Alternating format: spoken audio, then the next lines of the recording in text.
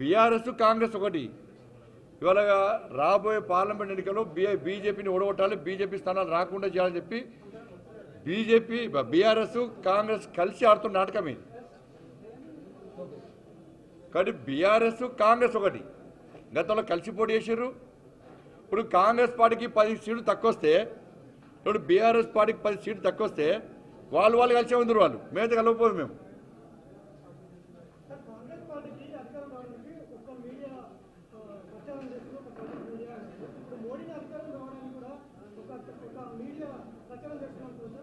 అందరు సహకరించాలని కోరుతున్నాను. నేను మీడియా అంతా సహకరించాలని కోరుతున్నాను. నేను వాళ్ళు ఒక్కరిద్దరు కాకుండా అందరు సహకరించాలని కోరుతున్నాను.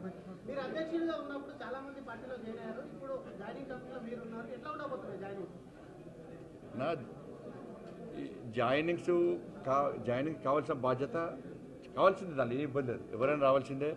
మోడీ గారి నాయకత్వం నమ్మి, పార్టీ సిద్ధాంతాన్ని నమ్మి, స్వార్థ రాజకీయాల కోసము, స్వలాభం కోసము వచ్చేటువంటి నాయకులను భారతీయ జనతా పార్టీ స్వాగతించదు, వాళ్ళు ప్రోత్సహించదు.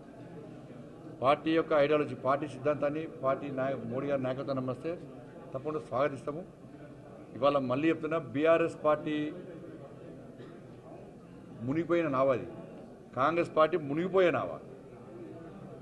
కాబట్టి భారతీయ జనతా పార్టీని ఆదరించండి. బీఆర్ఎస్ పార్టీ కార్యకర్తలు కూడా ఆలోచించాలి. మీ పార్టీ నా ఘర్కా నా ఘాట్కా అయిన పరిస్థితి. ఇలా పార్లమెంట్లో మీ పార్టీకి ఓటేస్తే ఏ లాభం? అది మూసిన నదిలో వేసినట్టు. అది బీఆర్ఎస్ పార్టీ ఓటేస్తే ఢిల్లీ మొన్న కేసీఆర్ కొడుకు అంటున్నాడు, ఆయన ఇంకా అహంకారం తగ్గలే. బీఆర్ఎస్ పార్టీ ఓడిపోవడానికి కారణం కేసీఆర్ కొడుకు యొక్క అహంకారమే. ఇది 100% ఫ్యాక్ట్. కానీ ఇంకా మేము ఇంకా అధికారంలో అనుకుంటున్నాను. ఇంకా అహంకారం తగ్గుతలేదు. ఏదైనా కాంగ్రెస్ పార్టీలు కరెక్ట్ కౌంటర్ ఇస్తలేరు. మేము ఇస్తున్నాం కౌంటర్ కాబట్టి. అధికారంలో పార్టీ కౌంటర్ ఇస్తలేదు, వాళ్ళు కలిసి ఉన్నారు ఇద్దరు. కౌంటర్ మేము ఇస్తున్నాం కాబట్టి ఇలా మా మీద మందలకే పడుతున్నారు వీళ్ళు వాళ్ళు కలిసి. బీఆర్ఎస్ పార్టీ గెలుస్తారట, పార్లమెంట్లో తెలంగాణ వాదం వినిపిస్తారట. నీ పార్టీలకు వెళ్ళి తెలంగాణ పేరునే తొలగించిన మూర్ఖత్వ పార్టీని ఇది. నీ పార్టీలకు వెళ్ళి తెలంగాణ అన్నటువంటి పదాన్ని తీసేటువంటి పార్టీ నీ పార్టీ. మరి మీ అయ్యవై మహారాష్ట్రలో పోటీ చేస్తారు. ఇవాళ బీఆర్ఎస్ స్పష్టం చేయాలి, మీది జాతీయ పార్టీ ప్రాంతీయ పార్టీ. మీ అయ్యవై ఏం చెప్పిండు? నేను మహారాష్ట్రలో వీక్తా, నేను పంజాబ్లో వీక్తా, నేను గుజరాత్లో వీక్తా, నేను కర్ణాటకలో వీక్తాడు. ఏం వీకలా ఇట్లా అన్నాడు. ఇవాళ మీ పార్టీ పరిస్థితి ఏంది? మీ ప్రాంతీయ పార్టీ జాతీయ పార్టీ? ఇలా పార్లమెంట్లో మీరు గెలిస్తే తెలంగాణ రాష్ట్రానికి వస్తే ఫైదా అయింది. మీ అయ్య తెలంగాణకు ఏర్పడకముందే తెలంగాణ ఓటింగ్ జరిగేటప్పుడు మీ అయ్య ఇంట్లో ఉన్నాడు. కనీసం తెలంగాణ చర్చల్లో పాల్గొనలే. పార్లమెంట్లో తెలంగాణ రాష్ట్రం కావాలని డిమాండ్ చేయలే పార్లమెంట్లో. కాబట్టి బీఆర్ఎస్ పార్టీకి ఓట్లు వేస్తే అది మూసి నెలలు వేసేటట్టే. కాంగ్రెస్ పార్టీకి ఇక్కడ ఎలక్షన్లో గెలిపించారు, మీరు అధికారం ఇచ్చారు, చలో అయిపోయింది. ఇప్పుడు ఇక్కడ తెలంగాణ రాష్ట్రం అభివృద్ధి చెందాలంటే భారతీయ జనతా పార్టీ పార్లమెంట్ సభ్యులు గెలిస్తేనే ఇంకా ఎక్కువ నిధులు వస్తాయి, ఎక్కువ అభివృద్ధి చేస్తారన్న విషయాన్ని కాంగ్రెస్ పార్టీ కార్యకర్తలు గుర్తించాలి.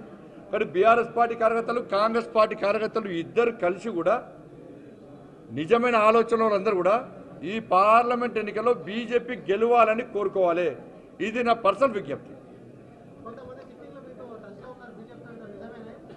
ఏ సిట్టింగ్లో చాలామంది టచ్లో ఉన్నారు, బీఆర్ఎస్ పార్టీ వాళ్ళు టచ్లో ఉన్నారు. ఎందుకంటే పార్లమెంట్ ఎలక్షన్స్ అంటేనే మోడీ ఎలక్షన్స్. పార్లమెంట్లో ఓట్లు అంటేనే మోడీకి వేసే ఓట్లు అంటారు కామన్గా.